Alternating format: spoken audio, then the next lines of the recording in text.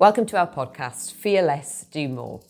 Here we're going to take a deep dive into the minds of some really daring, impactful change makers. I'm your host, Gill Hunter, and I'm the managing partner at Square One Law.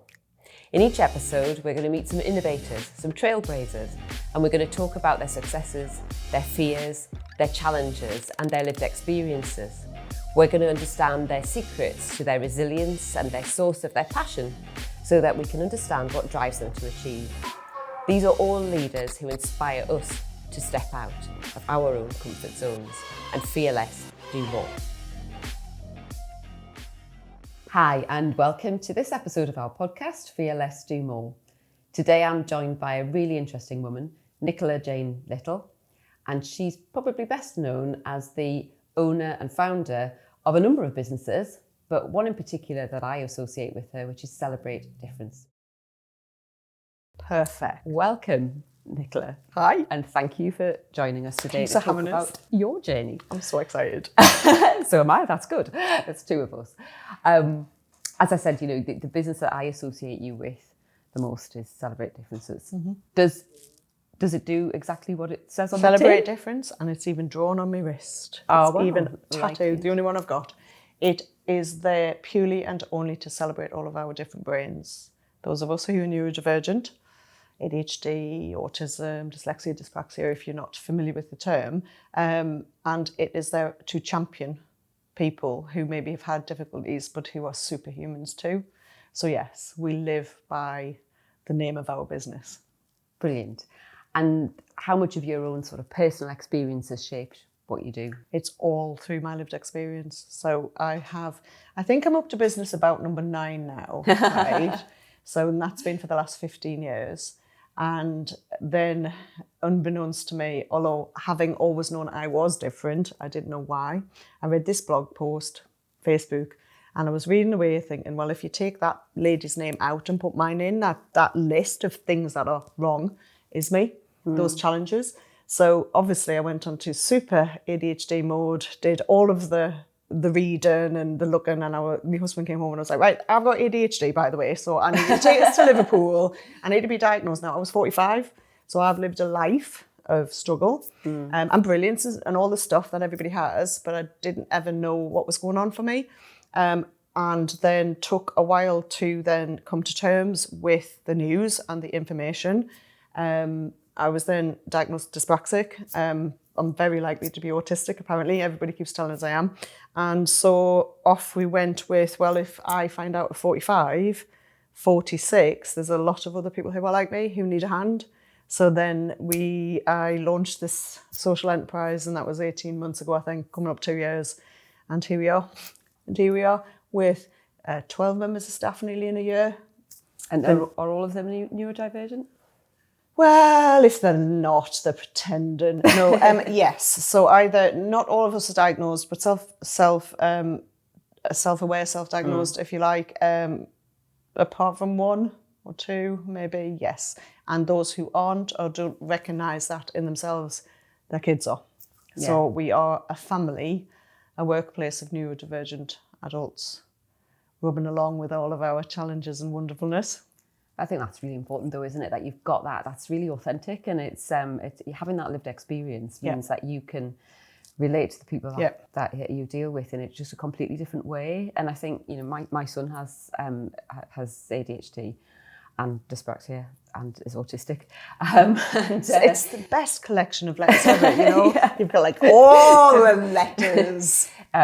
You go through a process, and it's a very medically based process. It's horrific. And it hasn't got that human sort of element to you. And then you're given the diagnosis and off you go. Off you go. And I remember saying after his autism diagnosis, so what sport do we get now? And they went, here's some leaflets. And that was it. Perfect. So, when I hear about what you're doing, that to me is just brilliant. It's that place where you can go and not only get information and support, but talk to people who've been there and done that. So what sort of stuff do you do to achieve that? Well, firstly, being given a leaflet when you've been given a life-changing, and I want to stress this, there's a lot of press at the minute about ADHD, and Why is there so many people being diagnosed and all the rest of it? So if we put our common sense heads on, those of us who live to routine, those of us who need to control our environments and our communication, those of us who struggle in the way that I do, you know, you get through COVID where everything is stripped away from you and everything that you know has been dictated and taken away. For some of us, it was a blessing almost, because you didn't have to go out of the house, you didn't have to meet people and all of this, right? So, you know, for the rest of us, we really struggled. And through that struggle is all of this now complete chatter and talk about ADHD.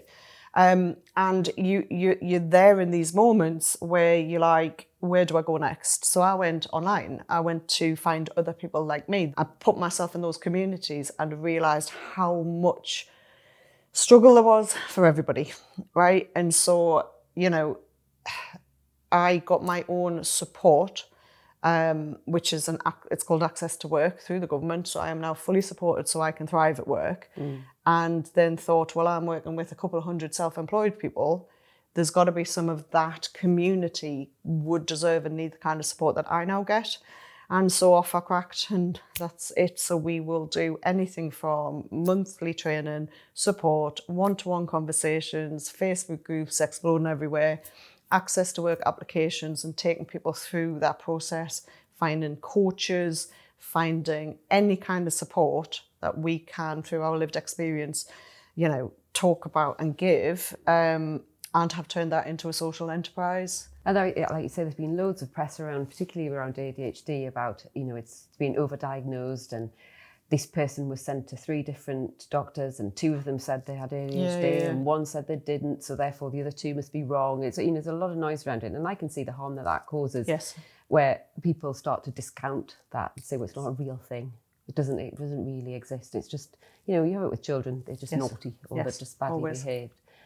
What do you say to those people who cast doubt on something that's a very real part of your life and your being? Oh, gosh, it's so difficult. Okay, so the first thing I would say, and I'm a little bit different from most on this, because I didn't know till I was 45. So why would I expect anybody out there to know, right? If I didn't know myself, I knew I was different, but if I didn't know what that name for that difference was, how could I honestly expect others, right? So, you know, I have this thought of all the GPs in the world who are asked to know everything about everything. How can they know everything? It is just not able to do that. Nobody is. However, what I would invite people to do is talk about that, because you don't know how it's like for me. You don't know like what it's like inside my head to have a billion thoughts at once, none of which go on a track, none of which I can finish. You don't know what it's like to not be able to get out the house in the morning because 6 times you've forgotten your keys and you have to go back and go back and go back and go back, and then you're getting annoyed and then you're frustrated with yourself. People don't know what that's like, but neither do I know what it's like to be able to have one thought at once, start a job and finish a job. So this patience we must have and this empathy we must have with each other is where I come from, you know, and everybody keeps saying things like, oh, everybody's a bit on the spectrum, everybody's a little bit ADHD. It's so demeaning when your life and everything you try and do is controlled by something that makes us different. But 20% of the population are neurodivergent. You know, whether it is your dyslexia or your ADHD or your autism, there's 20% of us have significant challenges. But those 20% have significant gifts. And what is overlooked is the significance of the gifts we bring to the world, to work, to school, to the environment. There's no way we would have done what we've done in our community, in our businesses, without ADHD. It is because of who we are that we are doing what we do. So I would always just start from a place of patience, you know, and then try and explain. And then if people don't listen, that's on them. What I'm trying to do is find people who will listen and who will consider and who will be advocates for us. And whilst you might not be able to understand what it's like for us, don't judge us. Because the judgment piece is just yuck. Ugh. It's really difficult. And I think that part of that it does come out of the focus, you know, particularly in business when we're trying to create an inclusive workplace. But all of the literature you get, the narratives you hear are all about all the bad things, all the things you've got to cope with, all the things you've got to deal with. And you just said there, you know, you wouldn't have got where you've got now without being neurodivergent. Can you talk a little bit about the sort of real positive benefits that neurodivergent people bring? You know, like the ideas and the empathy. You know, people talk about autistic humans as not having any empathy. It's complete rubbish. We have so much empathy, it actually hurts us inside. But the empathy, the ideas generation, the passion that we bring, the energy of a brain that doesn't stop, it is just extraordinary. And when I look at my team and how different we all are, even within that community that we are, the stuff we can achieve, I can do stuff in a day that people would take a week over. And I know that. I can also then have to go to bed for 3 days because I've worked that hard. So this balance of respect that we need for one another in a workplace is absolutely extraordinary. But the medical model that you talked about, you know, that is about a list of deficits. In our support for people, when you're going for an Access to Work award, you're talking about the list of deficits. So you have to write down what you're absolutely rubbish at and why you can't do this or this or this. And our job is then to turn that around and really flip and look for the strengths that everybody has. What are you good at? What reasonable adjustment in your workplace could you need to make you thrive? Because it's often very, very tiny, tiny things. And that respect for those of us who think differently. But if we look at all the big different thinkers, you know, Silicon Valley is predominantly a community of people who are neurodivergent. All of the big different people out there with the very successful businesses, as if you measure success only in money and turnover and that kind of stuff, you know, they're all neurodivergent. We need people who think differently. Can you imagine if everybody was the same? I mean, dear me, how? We need difference. Like, a whole room of people like me is a challenge, but then a whole room of people who don't have those ideas and that spark and that energy to get the stuff started. But what do we do then? And I think, you know, being in a profession like mine, where law attracts people who are not those sort of creative thinkers. They tend to be very, process driven and very detail oriented. And for me, the beauty of finding people who are neurodivergent and who are creative and who have those sparks of initiative is that's quite rare in my profession. So if I can find that, that's brilliant. Get that into the business, because that's what we lack. But people think business people are scared. Yes, they're scared of doing the wrong thing, saying the wrong thing. Think that they're going to have to spend a load of money to make adjustments. What would you say to a business who thinks, well, actually, I could do with some of that creativity and spark, but I really don't know where to start here? Well, how about we just start looking at the human being, the stuff that, okay, so are we challenged? The idea of processes challenges me. So you're talking about people who can start a process and work through it. I mean, I've got no detail like that at all. I cannot book myself into a diary management thing for my life, you know, but I would then look for those people who can do that, because if I can't do it, the business needs it done, someone else has got to do it, right? So if we've got all the same type of humans in that business, what we need is some difference, right? Because where do the ideas get generated from if nobody's got that skill? So yes, okay, it might be scary. People who can do proper admin from start to finish terrify me. That doesn't mean to say the business doesn't need it. So this is just this common sense piece, isn't it? You know, anybody who does any team building or, I don't know, strengths testing, what you're looking for is people who complement each other and not being scared of that. And I don't know, I am a bit different because I've always known what I'm rubbish at and never been scared of that, and happy to hand over that admin to somebody else who's better than me, because I can't do it. I can't. Without support, I can't do it. But who cares? I can buy buildings and create businesses and do other stuff, right? You know. It's quite. We talk a lot about fearlessness, and this is what you know this podcast is around. And you know, my experience with living with somebody who's diagnosed ADHD is that fearlessness in the concept of his life is very different to what it is in mine. Yes. So ranging from having no fear whatsoever in circumstances where people might be fearful, right the way through to being very fearful in circumstances where I'm very, very comfortable. How would you say fearlessness fits into the the world of neurodivergence? I think for me, and I can obviously only talk about me, what I know is I'd be more scared of trying to get my diary right than standing on a stage in front of 500 people. Yeah. That wouldn't scare me at all. That would light me up. Doing a diary, oh my goodness, no way. I think I take more risks than most potentially would do because I can see over there really clearly, but maybe I can't see tomorrow. So this idea of fear in business, it's always going to be there. Have we got enough money in the bank to pay our staff at the end of the month? Did we lose that contract, gain that contract? All of this stuff. But it drives me. So fear tends to drive me forward. Yeah. A lot of us are paralysed by fear. Some of us can't get on the house in the morning. Some of us are afraid of change acutely. So even going in the bath is an issue. And you've got to talk to yourself, me, for 3 hours to try and go in the bath because there's so much stuff going on with that where people who are not neurodivergent wouldn't realise. So fear is for all of us, all humans, but how we then dip into that and manage that perhaps maybe different for those of us who are neurodivergent. It's really interesting, isn't it? I always remember a really awful moment when my child, before they were diagnosed and before I'd recognised really, I mean, I always knew there was something different, but before I'd recognised, we took the hairdressers and that was an absolute nightmare, going to the hairdressers. You know, and he used to say, it hurts. And I used to say, don't be daft, your hair's dead, it can't hurt. I now understand that from a sensory point of view, that sensation feels like pain. Yeah.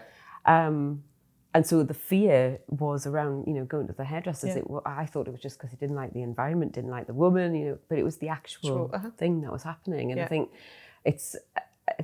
unless you've had that experience, it's very difficult to understand that world. And how do we get to a point where we can have those conversations where people can doing this, isn't it? This is a conversation about this. You know, where we focus on is people at work and people trying to help people thrive, whether they're self-employed or employed, having that narrative that is human first always. But the more we talk about it, the more it gets out there and the more people will come forward and come into that conversation. You know, when I did some research into the work that I'd done a couple of years ago, and I used to run a boot camp. I used to run about 6 of them.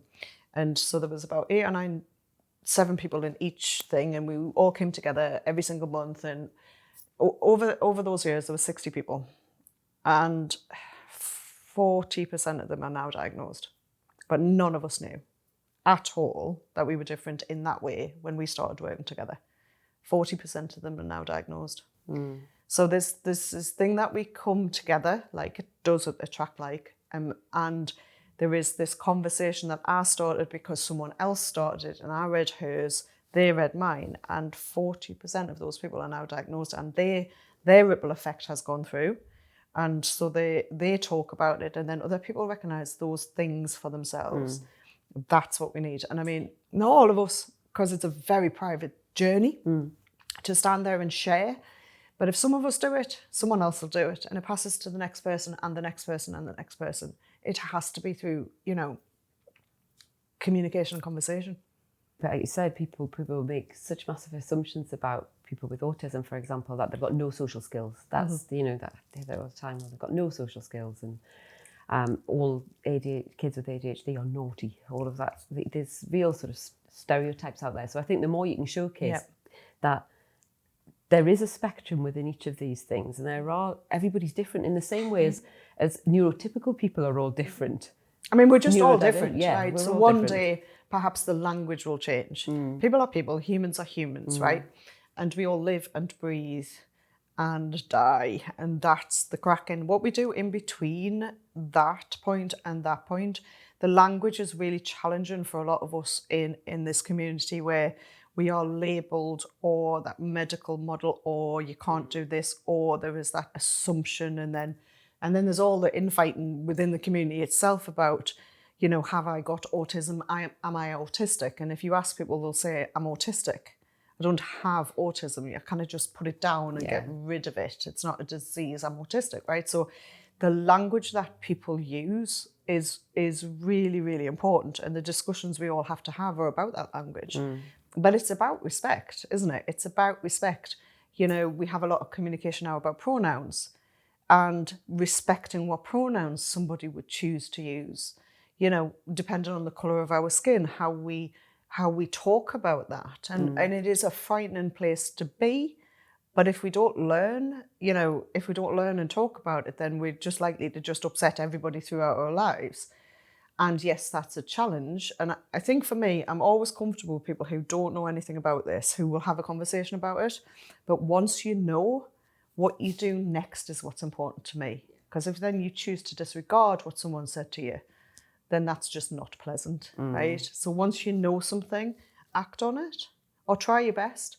You know, I will ask questions all of the time rather than get it wrong. I'd rather just say, how do you want to be communicated with? You know, what do you want to talk about? How do you want me to do this? Rather than get it wrong. And everybody would appreciate that, you know. Yeah. No, I think you're absolutely right. It comes back to that. I think it's just general principle of treat people kindly, with be nice. Respect. Literally be nice. Yeah, just be nice to people and perhaps think about their point of view as well as your own. We get stuck, don't we? We get stuck in our world and how we see stuff. And for some of us who are quite rigid in how we see stuff, it's a challenge. But at least try to listen and bring on board other points of view. So you've got this fantastic facility up in Consett, the Hub. The Hub was an old pub. It was an old right. hotel pub. Right. It was built in 1847, and it had the first running water in Consett in 1847. So it stood empty for a couple of years, and for the last however long, I've always wanted my own space, because if I can bring people into my space, make them feel comfortable, they'll learn, they'll be themselves, it's a safe space.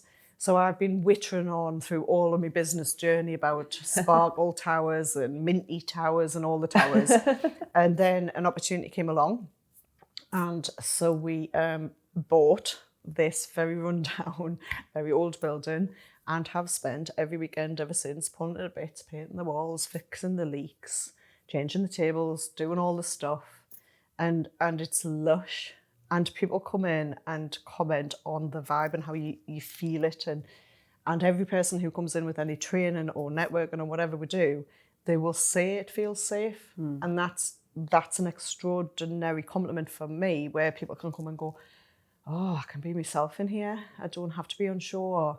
You know, we have blankets, we have water bottles, we have rocking chairs, we have quiet areas, we have stuff that, you know, slowly we're developing this space so anybody who comes in with anything going on can either just have a cup of tea or can go to that rocking chair there and have that blanket on them, because that's okay. Because that's okay.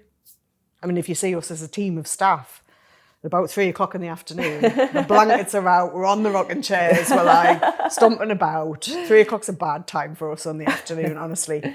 And our own sensory issues. So I guess we've created a space around what we need first, and then our community and the wider community needs that as well. But you will accept anybody who comes through and says, well, actually, that's not what I need. This is what I need, and you can accommodate that, which is brilliant. What's your ambition for the business? Gosh, that's a big question. Okay, so at the minute, what we do is provide monthly, weekly, daily support for the self-employed community who aren't neurodivergent as well. We're doing a lot of work with Durham University about entrepreneurship and self-worth, which has been fascinating, really fascinating project. Thank you, Pablo and the team, for getting me involved in that.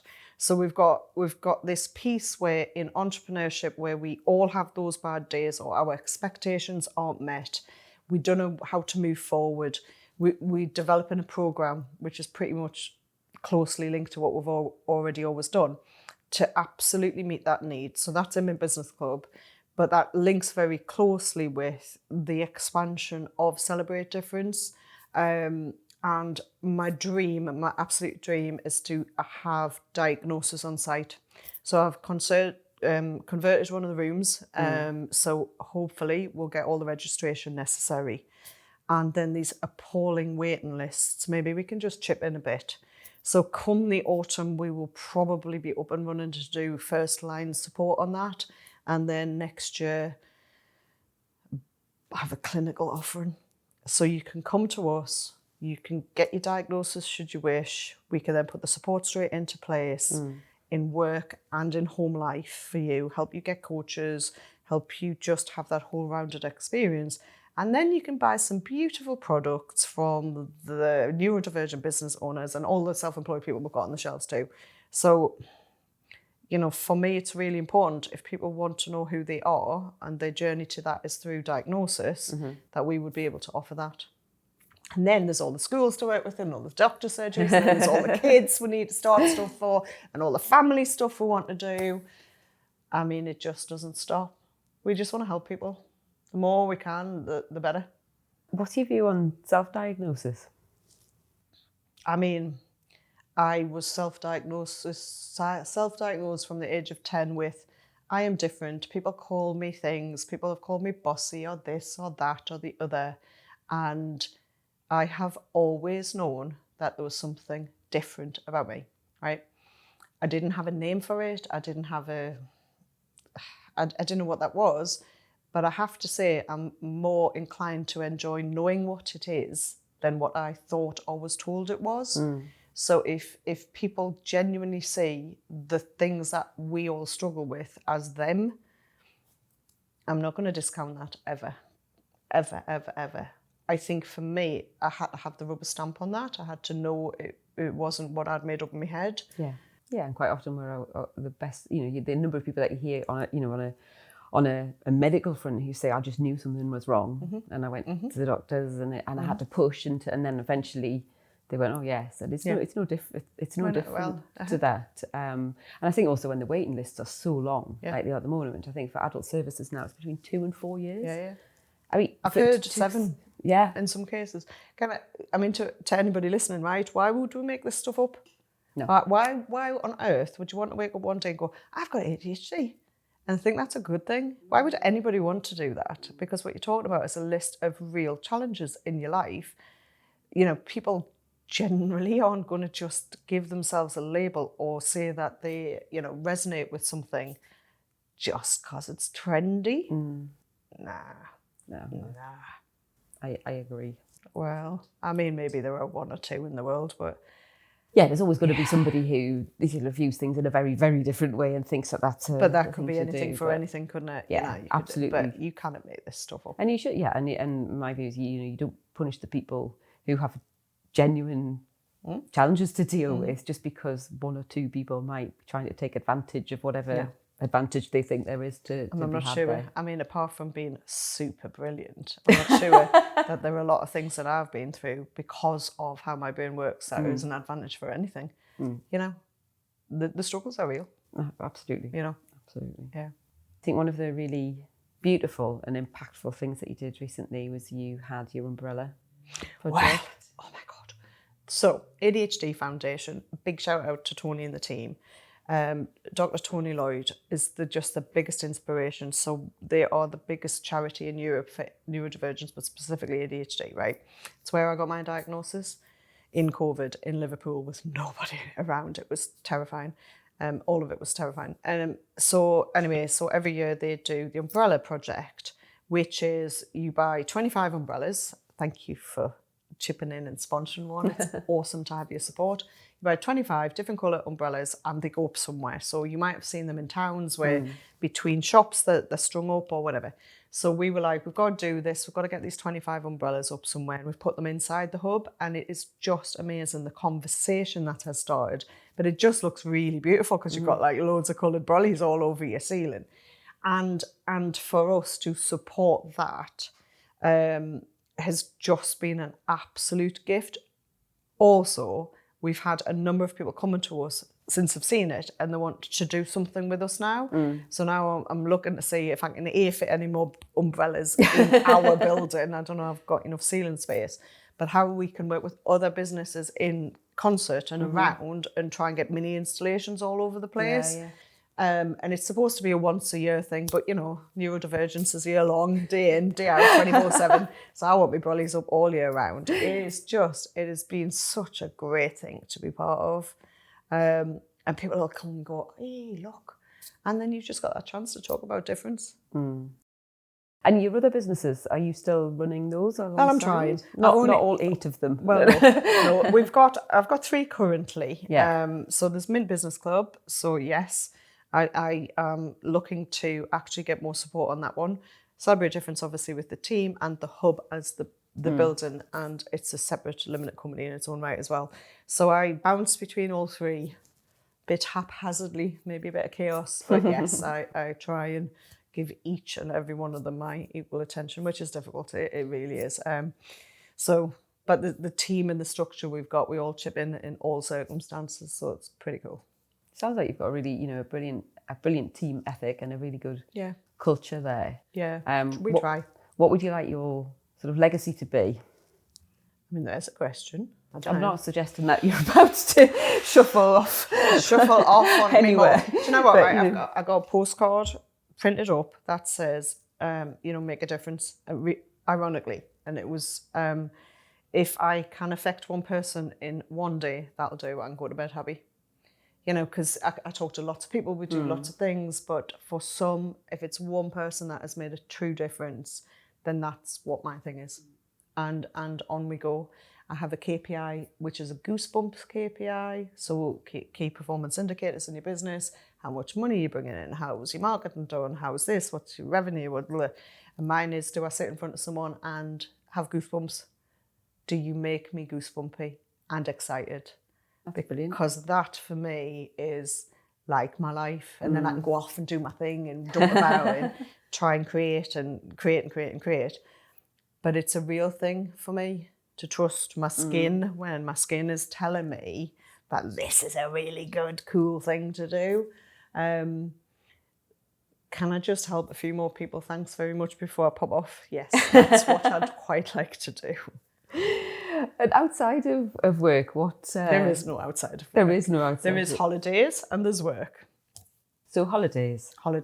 What sort of holiday? Do you ever go and go, I'm just going to sit here? No. Holidays are the best place to wind the brain down from the actual minutiae of the day-to-day and let your brain go boom, boom, boom, boom, boom, boom, boom, and think, and let all those things that have been bubbling away in the background come to the fore. There's always notepads on holiday. I've been known to do a business plan in a swimming pool. And just because there's all those ideas in it to get them down. So if you take the rest of the other distraction away, it lets the other stuff come out. I like the warm weather. I like being warm because the sensory piece of that. But it doesn't switch off, ever. It doesn't. We've talked about sort of fearlessness and what that means. And the podcast is Fear Less, Do More. So what would you like to do more of in the future? I mean, I'd love to get another building. If the model in Consett, where you have a community, a proper community hub, with products of loads of self-employed people, with the community coming in and using it, more knitters and natters, please, with on-site diagnosis. Why would I just want one of them? I mean, why? And it's really hard to pull off, and whether I could ever do it again, and I'd need proper support and all the rest of it. But it works when you can make people feel safe and included, and they can be better in their lives and then impact other people's lives. I mean, to do that again, it would be a gift. However, the downside is I live 5 minutes drive away. So anything that goes wrong, like a leaky roof, I'm 5 minutes away. To think of how I could physically do that and it'd be spread all over the place, obviously I couldn't do it the same as this. So anyway, so if you know anybody that's got some poorly down buildings and needs some investment and wants some ideas. I've got, listening to you, I have no doubt that you will achieve that. I don't think you'll be able to stop yourself, would be my view on that one. And I think, the next challenge is obviously how you scale what you've done brilliantly so far. And that's terrifying. And you, with the amount of team that you've got and your 3 sites and all the rest of it, I look at you as an inspiration for that. Wow. How do you have that many people spread over 3 cities and all of this kind of stuff? But it can be done, and you're already doing that. So I could look to you and be ringing you going, help me. Yeah, probably. But it's the opportunity to just help more people, isn't it? Yeah, absolutely. Whether it's what you do or what I do, if we are service providers, we provide a service. And it's also the people that you're employing. It's creating opportunities for people in local communities who might have been disregarded. Yes. So. And our Laura, hi Laura, always talks about the fact that she's had more than 50 jobs. Wow. Because she couldn't settle anywhere. And it was never quite right. And she didn't feel right. And it wasn't right. Or she wasn't right. Or there was just something not right. And so she's bounced about and bounced about. And we've worked together now for coming up 2 years and she's not going anywhere. And everybody deserves to find their spot and really thrive in their spot. I mean, 50 is quite excessive, Laura. Well done. She always goes up to people and go, how many jobs have you had? Like, she still wins, like, over 50. But she's extraordinary, right? She's extraordinary. But the situations have just never been quite right. So we keep trying, don't we? We keep trying to find our spot that we can make our own difference and celebrate it. And she's found a tribe. Absolutely. Which is brilliant. That's a brilliant note to end on. So thanks ever so much. Oh, I'm humbled. It's been great. Thank you for inviting me. You're very welcome. Thank you for listening to Fear Less, Do More. All of our guests come from a diverse range of backgrounds, but they all share a common drive to face their fears, take action, and create meaningful impact. If you've enjoyed this episode of our podcast, please follow us, Square One Law, on Instagram and LinkedIn, and share the content with your friends, family, and networks. Thank you, and see you again on our next episode.